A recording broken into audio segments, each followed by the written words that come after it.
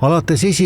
juulist sulges Venemaa omal initsiatiivil raudteeliikluse mitmes Eesti, Läti ja Soome piiripunktis. Eestis Narva kaudu rongiliiklus jätkub, Koidula piiripunkt läks kinni. Eesmärk ei olnud muidugi Venemaa soov ennast sanktsioneerida, vaid Venemaa majanduslik olukord.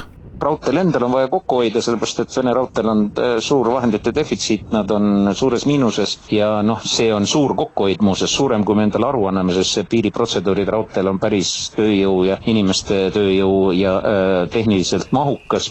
Kaubaveod autodega käivad edasi ja kuigi Venemaa sanktsioneerimise paketid tähistasid viimati juba 20. paketi juubelit, siis kaubandust Venemaaga ei kavatse keegi kinni panna.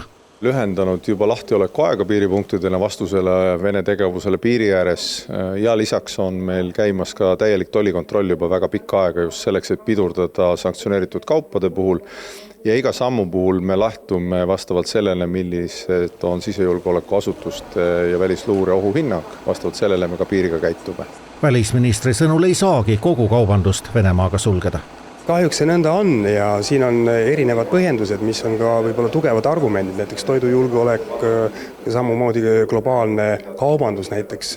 Me nägime hoopis teises võtmes, näiteks kui Hormuzi väin pandi kinni, siis tegelikult üle maailma kõik majandused, kõik tööstused said kannatada, nii et on teatud transiidid, mida tuleb jätkata. Vahtlasema ja keelatud kauba puhul on aga võtmesõna lubaduses, et ega üle Vene piiri viidav kaup ei lähe Venemaale, vaid lihtsalt läbi Venemaa Aasia riikidesse.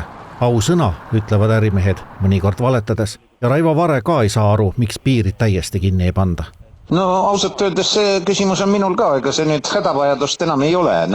Ja ausalt öeldes, kui me nii resoluutsed igasugustes muudes asjades kipume olema sellel teemal, siis siin millegi pärast vaatame läbi sõrmede. Ja soomlased esimesena vist avastasid, et nende kaudu liikusid, Mercedes autod liikusid Kasahstani selleks, et põrgata kohe tagasi Venemaale ja isegi võib-olla nad ei sõidagi Kasahhi välja, näidatakse ainult paberi peal seda. Välisminister ütles, et Eestil ei ole ka selles küsimuses mõtet eeskuju näidata.